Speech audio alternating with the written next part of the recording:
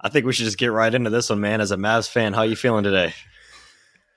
Man, so first off, to all of our listeners out there, if you haven't, if you live under a rock like Patrick Starr, uh, let me catch you guys up. So the Brooklyn Nets have made a trade with the Dallas Mavericks that included Kyrie Irving going to Dallas and Spencer Dinwiddie, Dorian Finney-Smith, a 2029 unprotected first round pick, and 2 second-round picks to the Brooklyn Nets.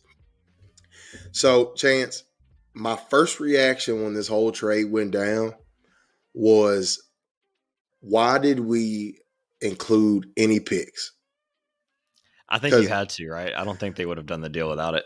and I see that, but man, there's a world where I think that you look at this Brooklyn Nets team, they still want to compete around Kevin Durant. For You look sure. at you look at all the other packages. I think the next best package was probably what the Clippers were going to offer. Would have been Luke Kennard. And I think I saw maybe like Terrence Mann and then like 2 pick swaps in a first. But when you start talking about like if you're trying to win right now, bringing in Dinwiddie to replace Kyrie Irving, I mean it's obviously not to the level of Kyrie, but that's a solid gap fill. And then you bring in the Nets have struggled defensively this year. You go in and bring in, a top level 3-and-D player. I really don't see too many other trade packages that really could have competed with that as far as like, let's win now. Now, obviously, when you start talking about the draft compensation and all the other stuff, yes, some other packages may have looked a little bit more appealing. Right. Yeah. I think personally, honestly, I think DFS is one of the most underrated players in the league. And I think that loss could hurt the Mavs a lot. And I think he could be a great asset. Him and Claxton together, just roaming on defense. I think the Mm-hmm. Nets made a good move here. I think theoretically it could be a win-win for both sides, just as an outsider looking in. I think on Dallas's side, you had to take that risk with Luka, even though he's so young. Typically, superstars, you have some time. I think with Luka being this good at this young of an age, like you have to take some risk and go for an all-in move. Kyrie, in theory, if his head's in the game and he's committed as a teammate, he's the perfect guy next to Luka to take that pressure off. There's a lot of ifs and a lot of caveats that come with Kyrie, and you never know. I did read a report. I'm sure you saw this as well shortly before hopping on, that the Mavs haven't guaranteed a contract. They're not telling him like, hey, we'll go ahead and extend you this summer. Like that's still up in the air. So this Right. could be literally like a 4-month rental. Right. So we'll see how it goes. But I like it for Dallas's perspective. I also like it for Brooklyn. I think that's one of the better offers they could have made as far as like remaining competitive this year. I think Dinwiddie is obviously no Kyrie, but he's serviceable enough to be, that Mm-hmm. secondary creator. And obviously I love DFS too. And I think both teams could have another move up their sleeve, whether that be the Nets Oh deciding what yeah. to do. I haven't seen what KD's reaction is. I'm really curious to see what unfolds Well, from that. But the Nets either going for a rebuild or going for, contending. I think there's still some moves to be made both ways.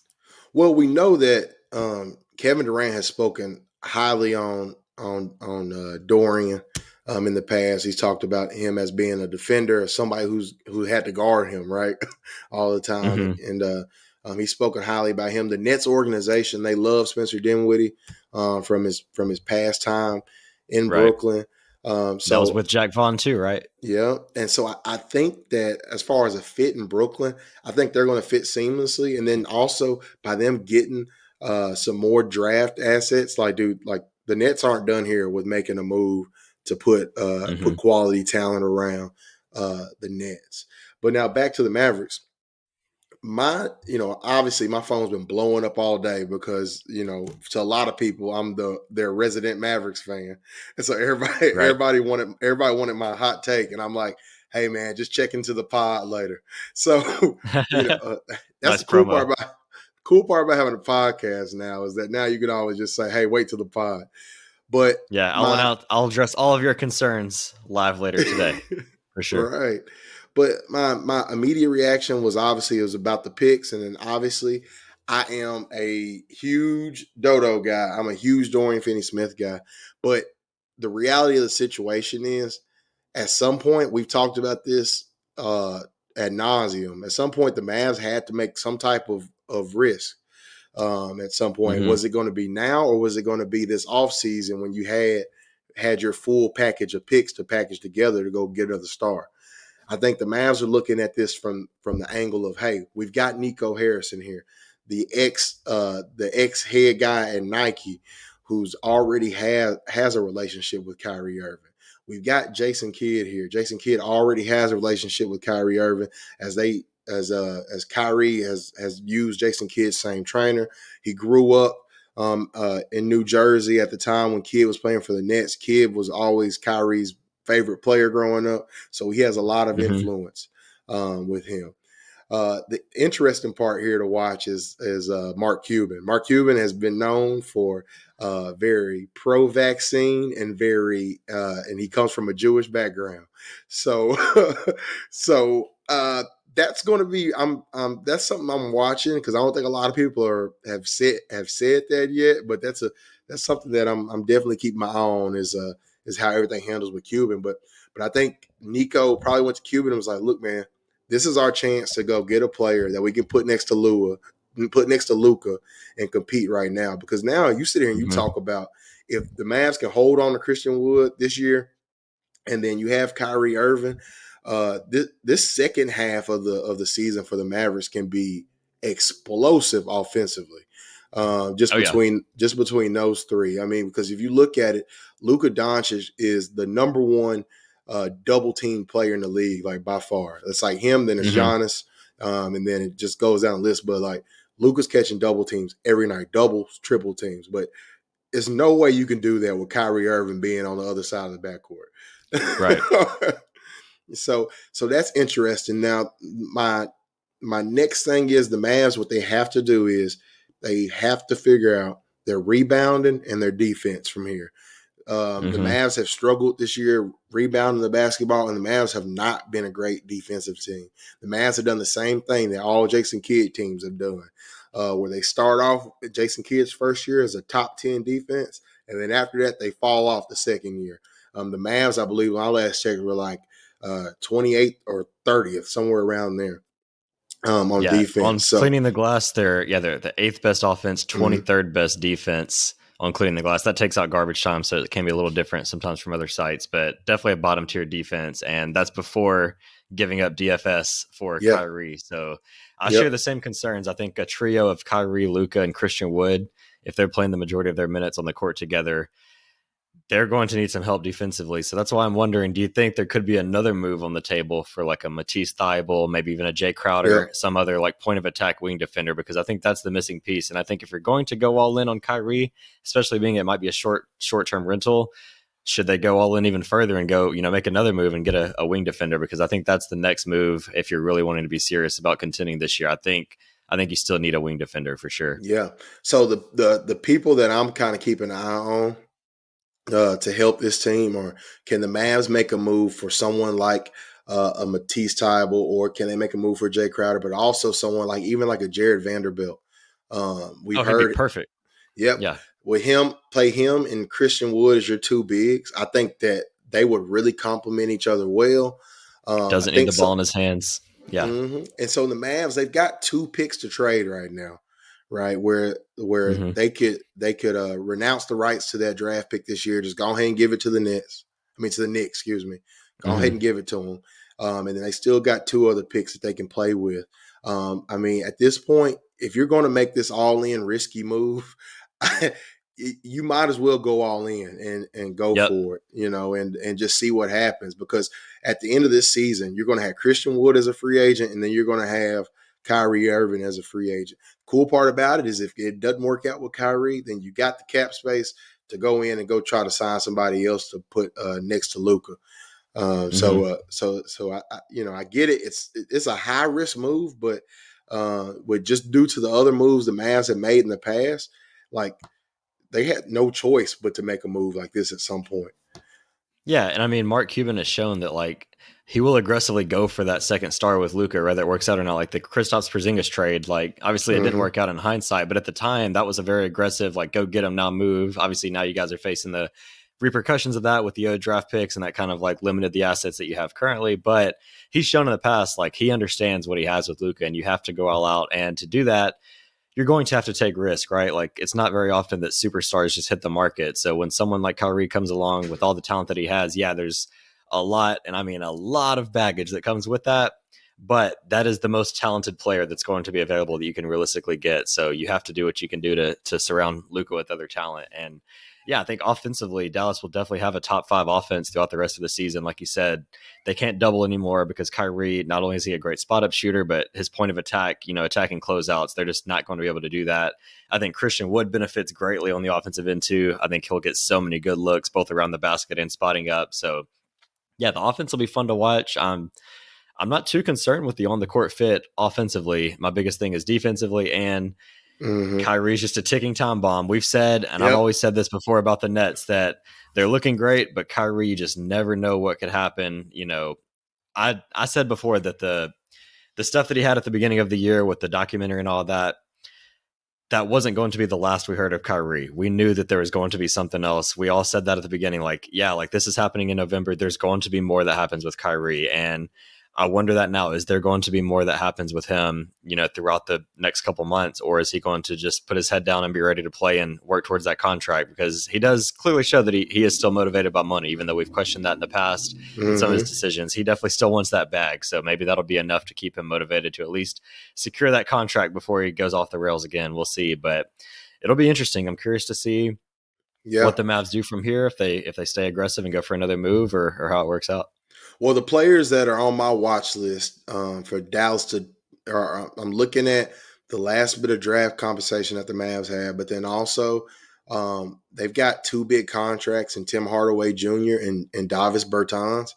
Mm-hmm. There's actually, believe it or not, there are a couple teams out there that could use someone like a Tim Hardaway Jr. and even a Davis Bertans. The only issue with Davis is that his production and his contract just don't match up at all Oh yeah, from not that even close. contract he got with the Wizards. However, depending on what the Lakers are looking to do and trying to do, I honestly could see both of those guys filling out extra roster spots for the Lakers or other teams that just need more shooters, more shooting depth. So it'll be Right. interest. It'll be interesting to see what the Mavs do with them. And then the other person I'm watching is JaVale McGee. He hasn't worked out in Dallas so far. I don't know if it's Jason Kidd's system that he's not able to play in, or it's JaVale McGee past his time. So, Right. uh, all that remains to be seen. But those are kind of the names I'm expecting to be moved before the deadline if the Mm-hmm. opportunity presents itself. Because with having Kyrie and Luka in your backcourt, you got enough offense coming from your backcourt to where Tim Hardaway at this point is not necessarily what you need. I would like to see them maybe flip him to get a true third string point guard. Maybe you can pry someone like a Mike Conley away from Utah. Somebody just to come off the bench and give solid point guard minutes to back up Mm-hmm. Kyrie and Luka.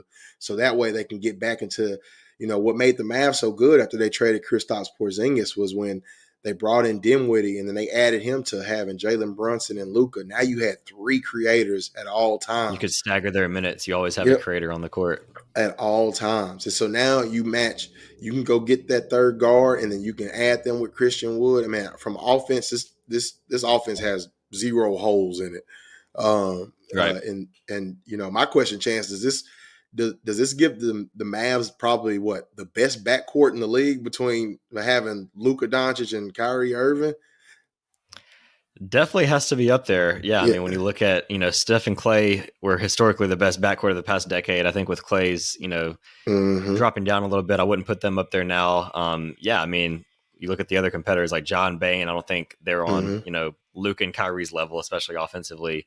Garland and Mitchell are up there as well. But yeah, I think they've got to have perhaps the best backcourt in the league, especially offensively. Biggest thing Mm-hmm. is going to be that defensive side. So we'll see if they make another move to address that side of things. But Yeah. they'll be fun to watch. I do think as of the current roster, I do think the ceiling is still limited because of the defense. Like I could Yep. see Dallas making another run.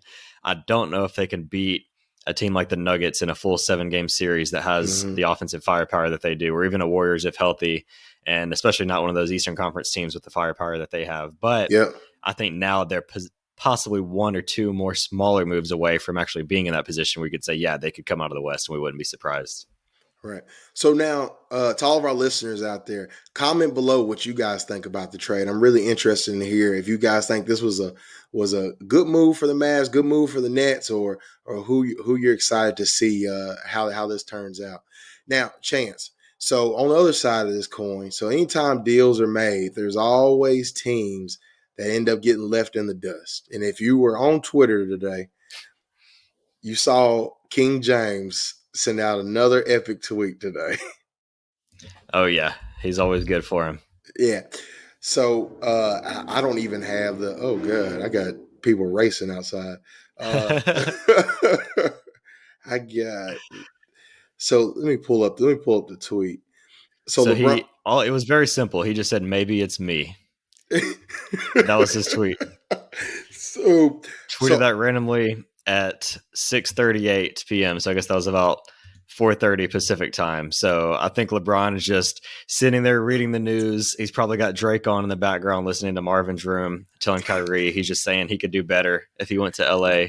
And LeBron is just he's sulking right now, man. He wanted his friend back. He wanted to get that third star in LA, and he just couldn't help himself. He had to send the dramatic tweet. He couldn't hold back. So he just said, maybe it's me. And so that'll be the talk of the week as well. You got to think, though, from a Lakers perspective, like this has to be a little bit demoralizing, right? Because you got a team in the Western Conference, get Kyrie, that you're essentially battling for playoff positioning. And then this was probably your last ditch move to get major talent to compete this year. I think and when then you look at the deadline, that's the biggest name that was going to be available by far that they could realistically get, especially like that was the one move that could have salvaged their season, and it went away from them. So yeah. So I'm interested to see like what the Lakers do now at this point. Like, are you still gonna make a big push to get rid of Russ?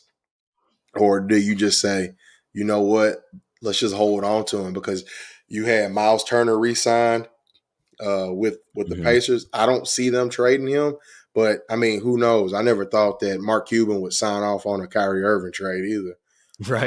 right. So you never know.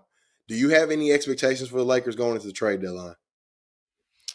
Personally, I don't. I think this was their last big splash they could have made. I think there's a couple, smaller moves. There's a lot of those like mid-level players that are, potentially available, like a Alec Burks, Malik Beasley, like some of those like, spark plug wing guys, but no one available left that the Lakers could realistically get, I think could make a difference on their season this year. Kyrie, I think could have. I think you get Kyrie next to a healthy AD and LeBron, that could be a contender in the West.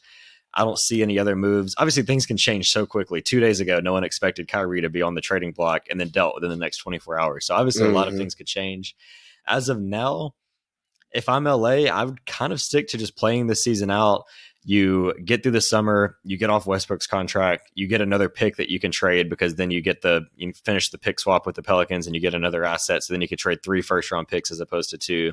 You can make another move in the summer to go all in. I think you have a lot more flexibility if you just wait it out to the end of the summer. Let LeBron get the record that's coming within the next game or two. I think he's 36 points away. Let him get that, celebrate that, and just fight for the play-in. I just don't see a move that's worth mortgaging your future for when you're not going to really like take the next step up either way. Like I don't see somebody out there. Miles Turner potentially would have been that guy, but it does look like they're going to keep him in Indiana now. And I'm not really sure what else they could do at this point other than wait, but we'll see. LeBron is going to keep tweeting until they trade for somebody. So we'll see.